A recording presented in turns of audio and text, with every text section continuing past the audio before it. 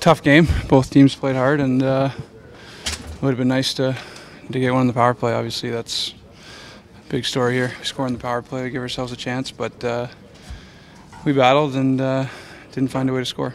So these games against St. Louis, they're often real tight, defensive. There are people even before the season started who predicted these two teams possibly in the finals. That would be one heck of a final, wouldn't it? Yeah, I mean that's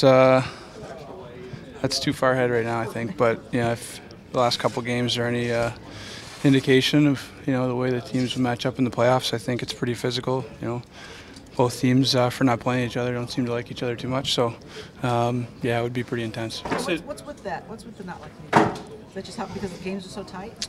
Yeah, I think it's just been tight games, and they've got a lot of guys who play physical, and it's not a handful. It's right through the lineup they like to be physical. So I think that we just kind of expect that. Both teams expect that when we play each other. Sid, on the power play, was it more on you guys, or was it crediting their penalty kill?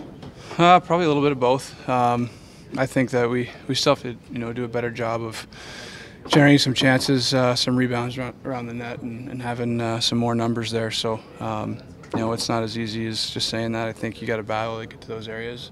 They're a good team. They try to keep you out of there, but we still have to find ways around the net, some rebounds and stuff like that we need to get to. So they're one of those teams that they just collapse a lot of times. They just have tons of guys around there. They block shots, yeah. So I think that if they commit to blocking a shot, if you can get the puck behind them and get some loose pucks in the crease and have guys there trying to find it, we're going to give ourselves a good chance. But you have to credit them too. They're a good penalty kill. It's good to be in one of those low-scoring type, defensive style, with the playoffs kind of approaching, one of those types of games. Yeah, I think that we're going to see that.